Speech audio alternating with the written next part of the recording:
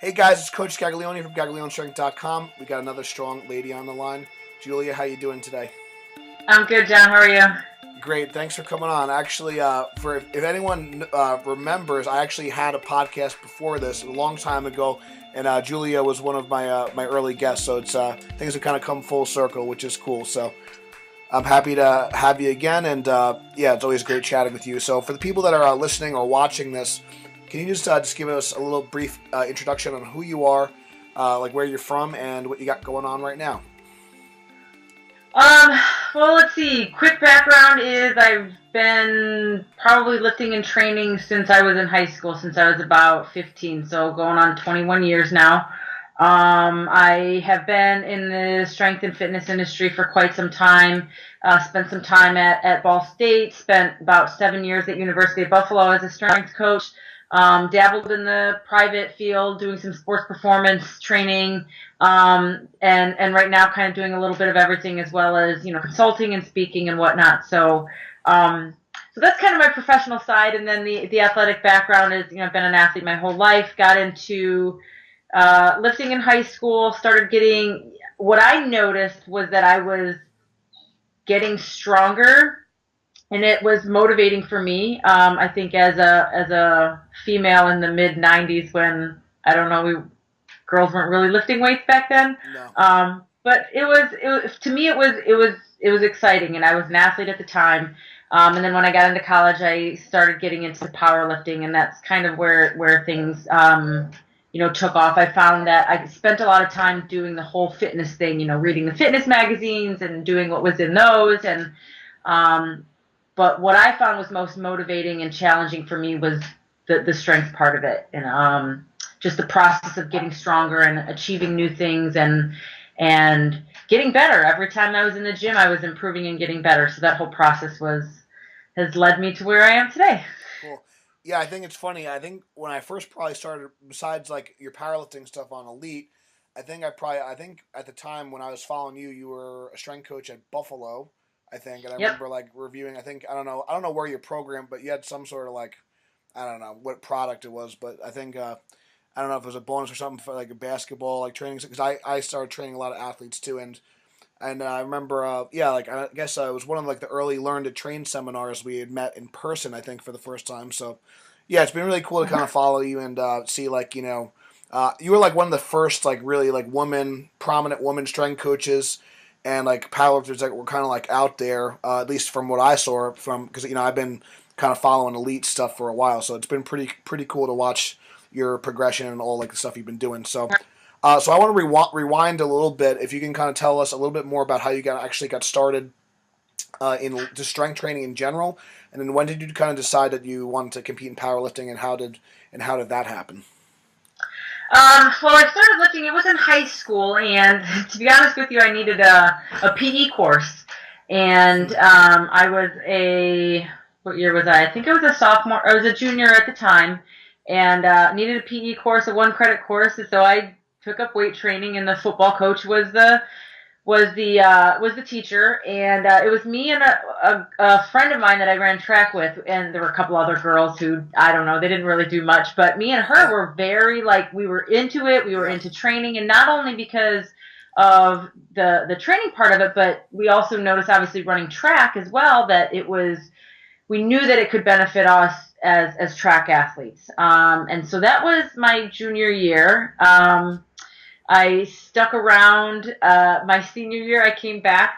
Football coach let me take the class again because I was so into lifting weights. He said, "Go Nice. ahead and take it again." So I did. I took it again, and just kind of kept dabbling in it in the off season on my own. When I got to college, it was kind of the same thing. I was a track athlete in college for a couple of years.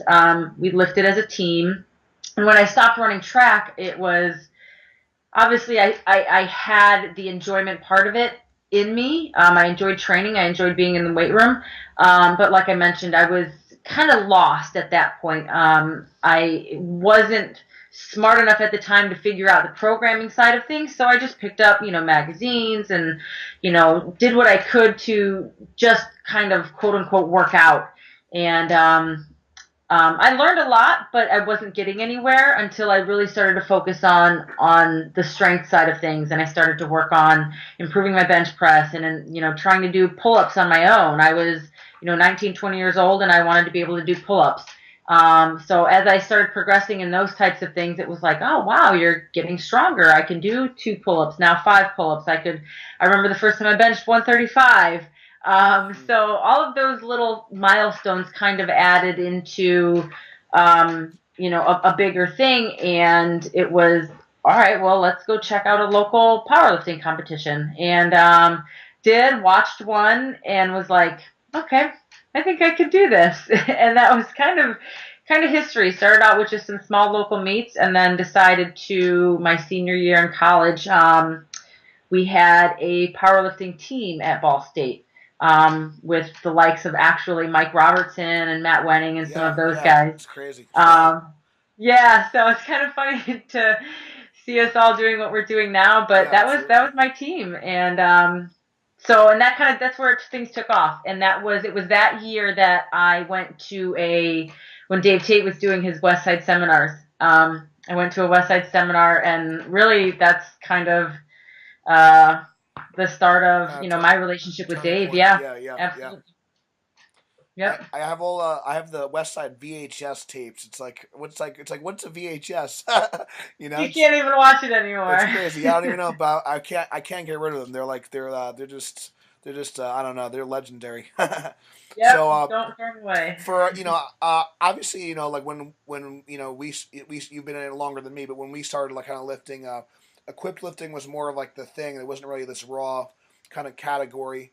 And then like, can you just talk to us about like maybe your experience with Dave and Louis Simmons and kind of like just lifting in gear and like what that was like? Because I think a lot of people too like it's still there's still people doing it, but I think a lot of people kind of don't understand it. And just like what was that like and how I don't know. I guess like how was it like competing? I guess like when you were starting out from just like a local lifter to getting into on more of like a national stage as you kind of like progress through the ranks.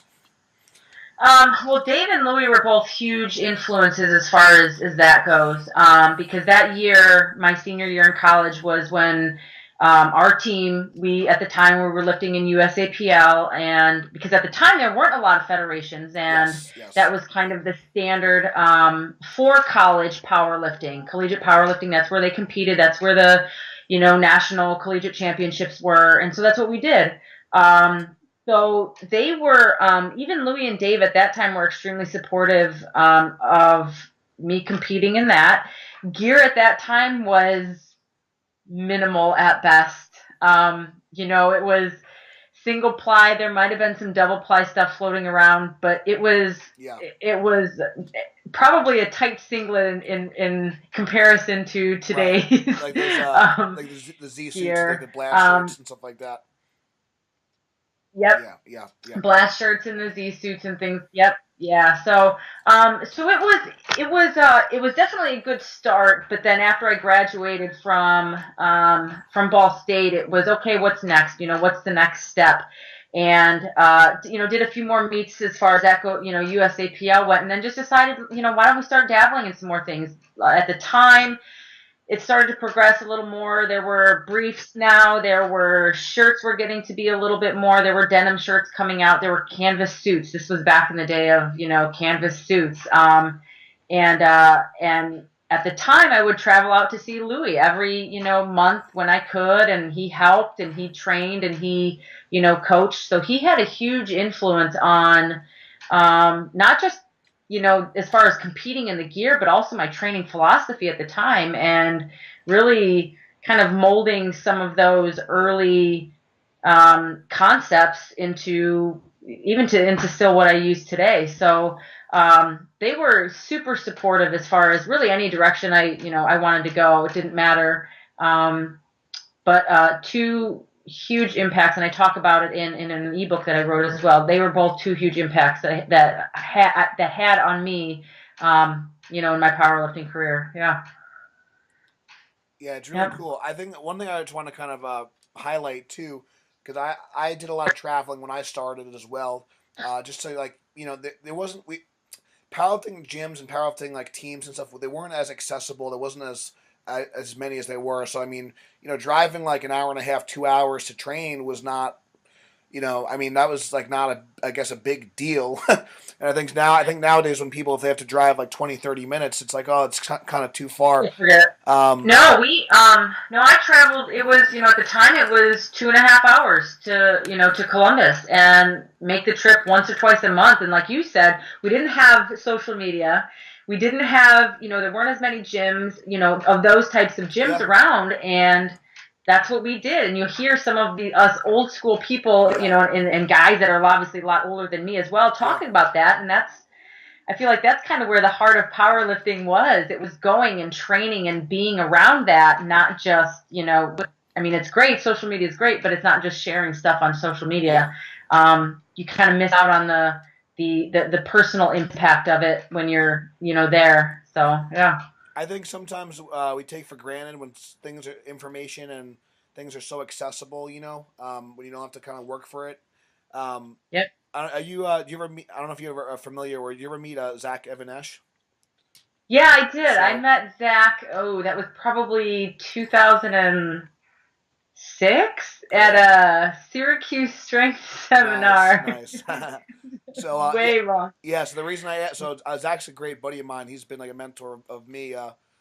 So he talks about like there you could have convenience or you could have excellence, and a lot of people kind of settle for convenience now. But if you want to be really great, I think it's important that you know, like why wouldn't you want to drive 2 hours to work with Louis Simmons? Why wouldn't you? You know what I mean? And I think I see this all the time. I've been to so like Chris Duffin had a seminar the last 2 years in New Jersey, and I don't see any. I saw zero people from like where I was from, and when Boris Sheko was here, same thing. Like zero people from like my area went to that. It's like it drives me kind of insane. It's like, yeah. So I don't know if you could just talk about like, you know, one of the things I admire about you. It seems like you're always kind of learning. You're always kind of out there. You're putting a lot of stuff out there, even with moving around and being. I know you shuffled through like a bunch of jobs and things like that, but. Can you just talk about, I guess, like what it takes as far as the commitment, the time, and kind of the sacrifice if you really just want to get good at something, whether it be career, powerlifting, or whatever. Like, what's kind of like your philosophy and like kind of your mindset when you're just trying to accomplish a goal, I guess. Well, I think it's easy when it's something that you are really, really into. And I say that because for me, training, powerlifting, bodybuilding, whatever it is, that stuff comes easy. Like it's easy for me to go to the gym and put in an hour or two. It's Right. easy for me to, cook my meals ahead of time when I need to. That stuff comes kind of easy, and I understand for some people it doesn't. But I think the trick is when there are those things in your life that are not easy, the things you're not good at. So for me, you could be talking business, Sure. people are like, well, Julia, you need to market yourself in, this way. You need to be doing this to build your business. There are a lot of things out there that either I'm not good at, I don't know enough about, Yeah. that are challenging for me. So I think the hard part is doing the things that you either don't want to do or the things that you're not good at, and making those things a priority, just like training, right? Yeah. We oftentimes find ourselves doing the things that we enjoy doing. Nobody wants to do the things they suck at. Yeah. So, making myself, that means you get out of bed, 30 minutes early to do some business work, to do some emails, to get to the gym if that's your thing, if that's what you're having trouble with. So I think that's what it is you have to be able to change your mindset to be honest with yourself about what it is that you really need to work on. And I think for a long time I was, that just, things will come naturally, or I don't have to work so hard at that because, and yeah, and we get into that mode of kind of complacency. But when you're honest with yourself, you know, it's when the truth comes out, and I think you can really start to, make some really big, changes. Yeah. I think it's really important, like that if you set a goal, it's like, well, why do you want to achieve that? Like really understanding, kind of digging deep. I started out coaching wrestling. I started out doing strength and conditioning for wrestling. Everyone says they want to be a state champ, but Yep. not everyone is willing to do the work it takes to get that, and it's and there's no guarantees either if you do the work that that's going to happen. I think that's the tough thing. So I think it was Martin Rooney said, if you have a big enough why, you'll figure out the how. I think that's so Yep. important. So yeah, I think if it's a priority and it's important to you, you're going to find time for it. You're going to make the sacrifices. You're going to find a way to get it done. So I think that's really good advice. So the next question I always like to ask people is, have you ever dealt with any injuries, setbacks, adversity, and if so, how did you kind of like overcome those obstacles? Knock on wood, thankfully I've never had any major injuries. I've had the few, tweaks here and there, but, nothing that's really set me back. Um, I have had two kids in the past, so that was kind of, I mean, I don't know if I would call it a setback, but it's definitely something that really makes you, kind of really made me think twice about, kind of the whole training process and then getting back into it after having kids. Um, Also went through a period where I was, after having my second kid, where I was highly unmotivated to train. Yeah, And I think people think that, us in the strength industry, that stuff just comes naturally to us all the time. mm-hmm. But it doesn't, we go through periods where we don't, I didn't want to go to the gym. I didn't want to train. I would start working out for 20 minutes and I'm like, I'm just not into this. And that went on for about 6 months. And, it wasn't until I went to watch a local powerlifting meet that I was like, oh man, I really miss this. So I needed somebody, I needed to have that kind of push to go, okay, to almost to have another goal for myself. We've talked about goals, and I think no matter whether you're a competitor or not, I think it's important to always have small goals along the way. To keep you into it, to keep you motivated, to keep you, pushing towards something else. And then, last year, probably about a year and a half ago, I, went through a separation and a divorce, and that was extremely difficult as well. Going through that was a challenging time, and I thankfully, my training was probably one of the things that kept me sane. But I won't lie that there were a lot of times when Sure. it was more so not, for the physical challenge, but more of a mental challenge of um, kind of picking up the pieces of, your life and everything that's going on around you. And, again, for me, training is a huge aspect of keeping my life in order. But I think when you have, part of it is having a support system Yeah, around you, whether it's a coach, whether it's a friend, whether it's training partners. We talk a lot at Elite FTS about training partners, and Dave talks a lot about the training partners he's had in the past, from Westside to the people he has now, and those people are pretty close to your lifeline at certain points in your life. And I think when we talk again about visiting people, if people are like, well, I don't want to travel 20, 30 minutes to go train with a group of people, when those people will guaranteed have your back, yeah, 100% of the time.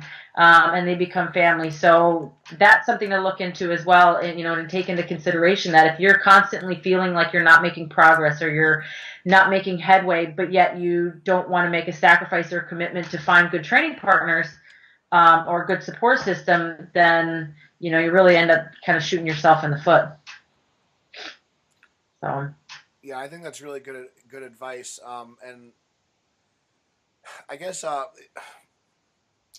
yeah, I think it just you gotta just kind of find those things to kind of keep you pushing ahead. And I think sometimes we let the personal stuff in our life kind of affect our physical self. But I've always found too, like when my training is going good and my body's feeling good, it's only going to help your confidence. It's only going to help kind of your outlook and everything else. And it definitely is like a good way to kind of blow off some steam if things are not kind of going your way. And absolutely. so if Yep. you're if at least if that's like something, especially with like personal relationships, um, you can only control like your actions. You can't control someone else, and I think that's like really tough to swallow, but it's the truth. And you can only kind of really be responsible for yourself. And with training, with nutrition, and things like that, you always could like do better, and you can always kind of take responsibility for yourself. And so I think that's kind of a huge thing. So it's nice to like have when things are kind of like going out of control, at least you can kind of have control and get a handle on that. And I think that could be something that could, like you said, really kind of save you and kind of push you through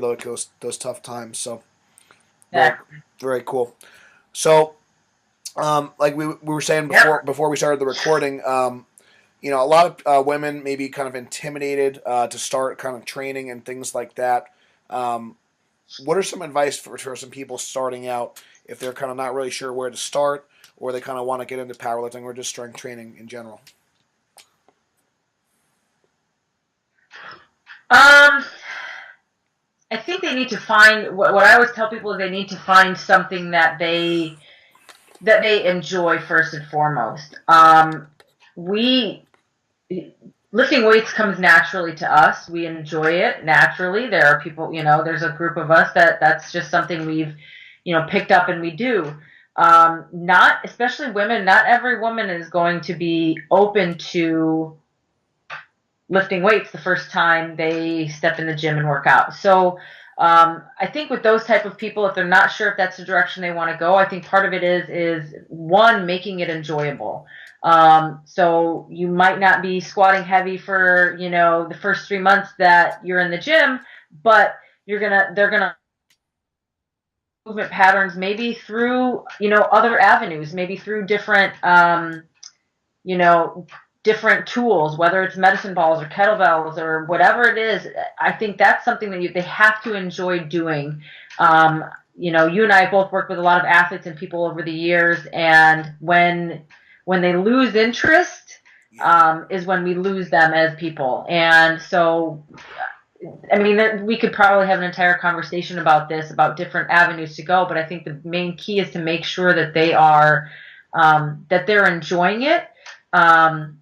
I also truly believe that as coaches and for the client listening, for the person out there listening as well, we need to make sure that we do our job and in giving them what we feel they need, because we have a knowledge base in this industry. But we also need to make sure that we are giving them what they want as well, if that makes sense. So there kind of has to be a little bit of that give and take, and that kind of goes back to that whole part of making it enjoyable for them. I mean, and the last bit is it really comes down to when you look at the women who are in your gym, who are on social media, the ones where you say, I want to be able to do what that person does.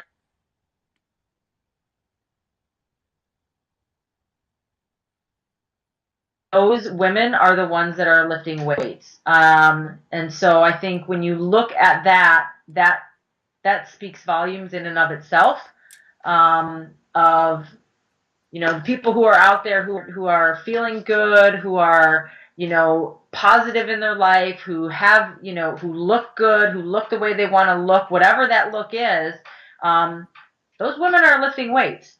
And I think when you look around the gym and you see, and it's interesting, and I say this because from a female perspective, I get a lot of people who say, well, I don't know if I want to be as muscular as you. And I say, okay, okay, that's fine, because I've been doing this for 20 years. But if you scan the room and you look, and this is not meant to be mean in any sort of way, but when you scan the room and you look at the maybe 2, 3, 4 other women in there who have an athletic body, who maybe are walking around with a little more confidence, who maybe, have that type of kind of fit look, they're the ones, they're moving weights, they're lifting weights, they're doing those kinds of things. And the kind of the women who are still stuck on that kind of old school mentality of, lifting makes me big, those are the ones who are still, who might still be struggling with a weight issue, or who might still be struggling with a confidence issue, or who are still struggling with changing their body in whatever capacity they want to change. So I kind of always challenge my clients and people that I've talked to do that, to scan the room and look. And when you pick out, you can definitely pick out the people Yeah. in the gym who are, okay, yep, guaranteed. She probably lifts weights. She probably moves her body. She's probably athletic. And if that's the type of look and confidence and feel you're going for, then that's probably where you need to step foot. So Yeah, that's it. I think people also like underestimate how hard it is to kind of build a lot of muscle. Guys included, you know. But yeah, I think strength training Yep.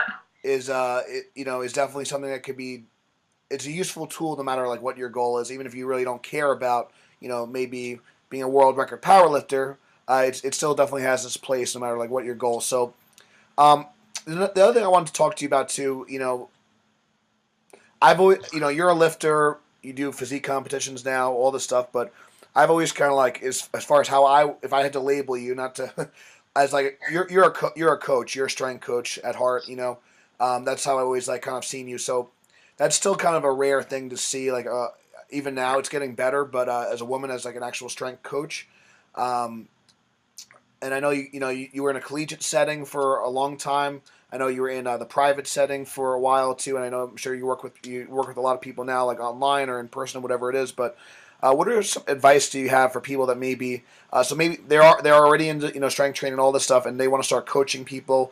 Maybe they want to coach athletes, maybe they want to coach lifters, or whatever the case may be. What some advice do you have for those types of women?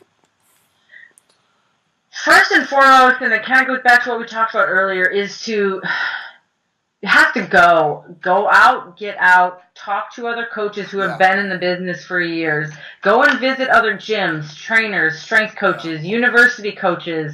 I cannot put enough emphasis on that, because uh, I think what happens is, and I see it all the time, and it's great, and I love that more women are getting into this. You get a woman who got into lifting and got into fitness and is super excited and wants to make it into a career, and I think that's great and that's awesome. Um, and so what they end up doing is they end up taking this tiny little bit of information that they use for themselves, and that's what they do, and so it's kind of in this yeah, teensy little box. And so what I always want to encourage them to do is to get out there and just expand their knowledge. You may find that if you go to a certain seminar or you visit a coach, maybe you take a couple, golden nuggets away, and the rest of it is useless, and that's fine. But I think it's important to understand the bigger picture. And you and I both know we pick and choose what it is that we find works for certain people at certain times. So just, I encourage them to just get out there and, observe and ask questions and talk to other coaches, and, just learn as much as they can about different areas. And that's probably the biggest piece of advice. And the other piece would be to be, to not be afraid to try other things for themselves as well.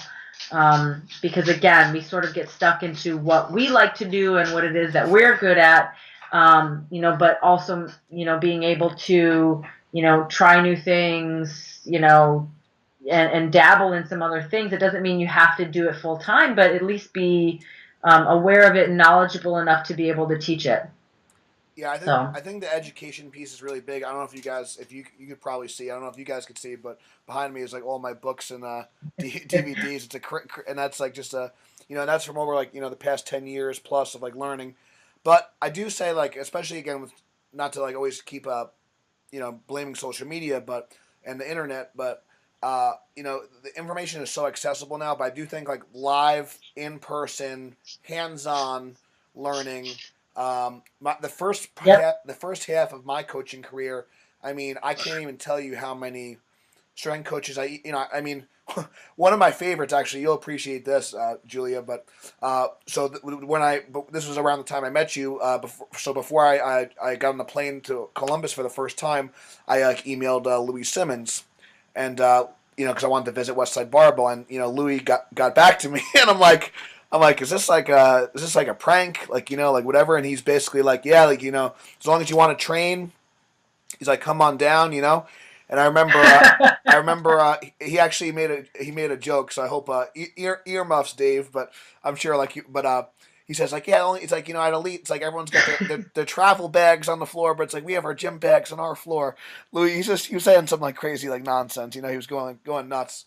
And at the time, I think AJ Roberts was still there. I think this was maybe around the Yep. time he I think broke the world record, or he was about to break it.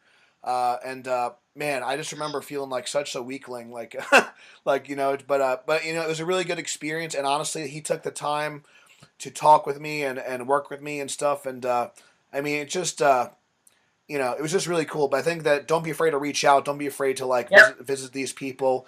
I mean, all those experiences, like I said, they really add up, and it's just really invaluable. I think invest in your time, invest in education, visit people live, and that's how you're gonna really know if you're gonna really like love it. I mean, for me, like I'm always learning. I'm sure same thing with you. Like you always could get better. So yeah, definitely definitely value the education. I think that's really really good advice. So very Yep. cool. So awesome. Um, and then I guess so we'll probably close out in a little bit, but you could definitely hang on after I stop the recording because I want to thank you personally. But where can people find more about you? I know you have some products out. I know you do some coaching and things like that. Where can people follow you and find out more what you're doing and what's going on with Julia?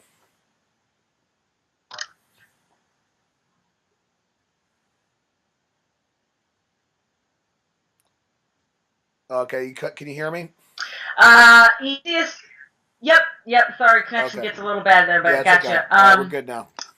Easiest places to find are probably social media. So, Facebook and Instagram are the only two social media bits that I do. So people ask if I'm on other ones. Just search my name, Julia Ladusky, on Facebook, Instagram. I do have a website, simple, julialadusky.com. That's where people can find as far as like my coaching services. I do a lot of online coaching. I do a lot of, I do competitors as well as non-competitors as well. Um, and then obviously elitefts.com. So I've had my training log up there since Yeah, 2005. it's unreal. I have a couple ebooks. Yeah, a couple ebooks up there as well. So you can search the ebook section and find actually one ebook. Not to give a little shameless plug here. One ebook is about becoming a strength coach. So it's for those that are getting into the field. That might be something that they might be interested in. And then the other one talks about the kind of the bodybuilding and powerlifting aspect as Cool. well. So that's it. That's where you can find me. And I always tell people, please feel free to reach out and ask questions if they have any. So thanks, John. That strength coach ebook's great. I remember there's a guy that's sitting right here actually contributed a little piece to it too. So I'll give you a plug for that one Yep. for sure. It's definitely a good resource, and I think that was a great product and resource for everyone. So definitely give Julia a follow. Drop her a comment below. Show her some love. And yeah, if you're interested in any services, definitely hit her up. And thank you guys so much for watching. We really appreciate you listening to the podcast. If this did help you, please give it a 5-star review. It helps other people find us. And thank you guys so much for watching. And we'll see you next time.